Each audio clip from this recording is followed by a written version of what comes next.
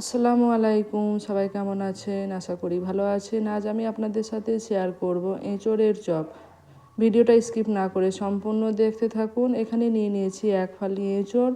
এঁচোড়টাকে আমি টুকরো টুকরো করে কেটে নিয়ে এঁচোড়টাকে সেদ্ধ করে নিয়েছি।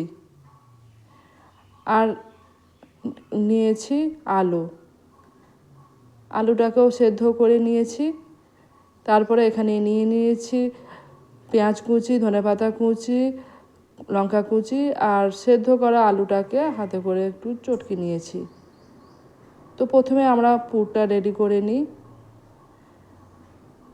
কড়াইয়ের মধ্যে খুব ভালো করে তেল গরম করে তেলের মধ্যে দিয়ে দিলাম কুচানো পেঁয়াজটাকে একটু নাড়াচাড়া করে হালকা করে ভেজে নিয়ে এরপরে এর মধ্যে আমি দিয়ে দেব একে একে সমস্ত কিছু উপকরণ।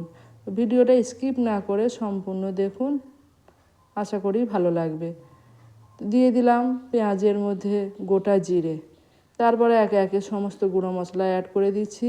দিয়ে দিলাম লঙ্কা গুঁড়ো, হলুদ গুঁড়ো, ধনে গুঁড়ো, জিরে গুঁড়ো।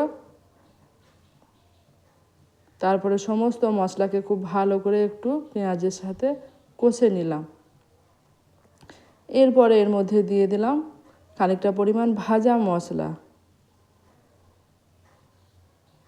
তারপরে দিয়ে দিলাম গোলমরিচের গুঁড়ো। তো সমস্ত কিছু দিয়ে নেওয়ার পরে সবশেষে এর মধ্যে দিয়ে দিলাম আদা রসুনের পেস্ট। তারপরে এর মধ্যে সেদ্ধ করে রাখা এঁচোড়ের টুকরোগুলো দিয়ে খুব ভালো করে দেখুন পেঁয়াজের সাথে ও সমস্ত মশলার সাথে ভালো করে একটু কষিয়ে নিচ্ছি। এরকম অবস্থায় এর মধ্যে আমি দিয়ে দেব সেদ্ধ করে চটকে রাখা আলুটা দিয়ে আবারও ভালো করে সব কিছুর সাথে মিশিয়ে নিচ্ছি। এরপরে এর মধ্যে দিয়ে দিলাম স্বাদ মতো লবণ, দিয়ে দিলাম কাঁচা লঙ্কার টুকরোগুলো ও দিয়ে দিলাম ধনে পাতা। তারপরে সমস্ত কিছুকে আবারও ভালো করে একটু কষিয়ে নিয়ে এর মধ্যে দিয়ে দেব সামান্য পরিমাণ চিনিটা দিলে কি হয়, স্বাদের ব্যালেন্সটা কিন্তু ঠিক থাকে। তো এখানে চিনিটা আপনারা না চাইলেও দিতে পারেন। তো দিয়ে দেখুন সব শেষে আমি দিয়ে দিলাম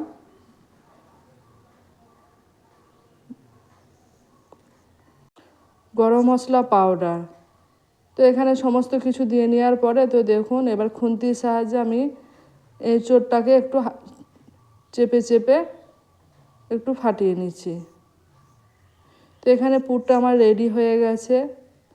তারপরে দেখুন পুরটাকে আমি একটা গ্লাসের সাহায্যে ভালো করে চটকে নিচ্ছি।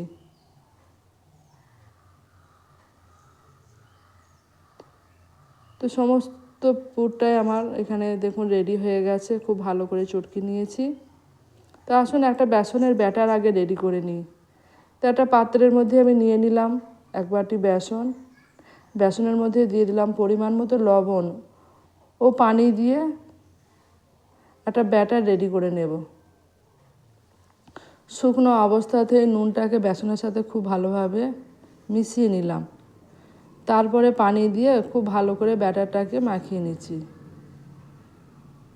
তবে ব্যাটারটাকে খুব ঘন বা খুব পাতলা করব না, ঠিক এই রকমভাবে রেডি করে নেব। তো এঁচোড়ের রেসিপি আপনারা অনেক রকমই খেয়েছেন, একবার হলেও এঁচোড়ের এই চপটা বানিয়ে খাবেন, আশা করি ভালো লাগবে। তারপরে হাতের মধ্যে আমি এঁচোড়ের পুরটা নিয়ে ঠিক এইরকমভাবে একটু লম্বা আকৃতির শেপ দিয়ে নিচ্ছি। তবে এখানে আপনারা আপনাদের পছন্দ অনুযায়ী শেপ দিতে পারেন। তো একটা একটা করে সমস্ত শেপ আমি রেডি করে নিচ্ছি। সব আমার রেডি হয়ে গেছে।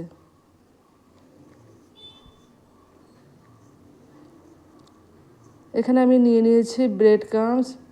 এরপরে আমি একটা এঁচোড়ের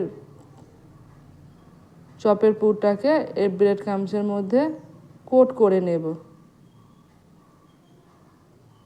এই রকমভাবে আপনারা এঁচোড়ের চপ বানিয়ে খাবেন, স্বাদ মুখে লেগে থাকবে, একবার খেলে আবারও খেতে ইচ্ছা হবে।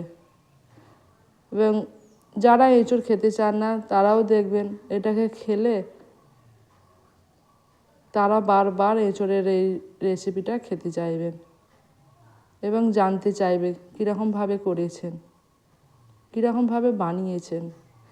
তো দেখুন এখানে সমস্ত চপগুলো আমার কোট করা হয়ে গেছে। এরপরে এগুলোকে আমি বেসনের ব্যাটারের মধ্যে একটা একটা করে ডুবিয়ে নেব।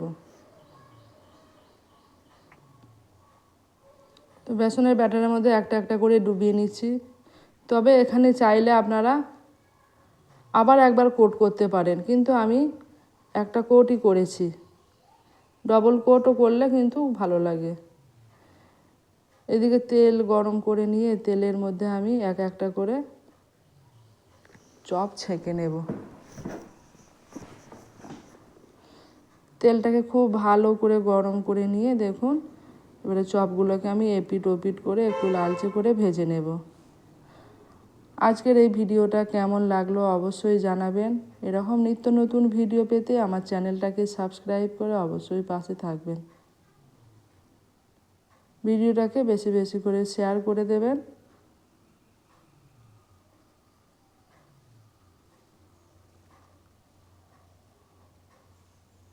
এরকম অবস্থায় গ্যাসের ফ্লেমটাকে একটু মিডিয়ামে রেখে দেবেন।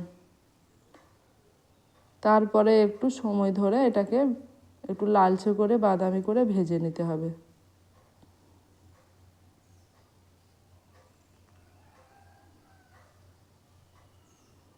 চপ তো আমরা আলুর চপ সবসময়ই খাই, কিন্তু এঁচোড়ের চপটা হচ্ছে একদম একটা ইউনিক।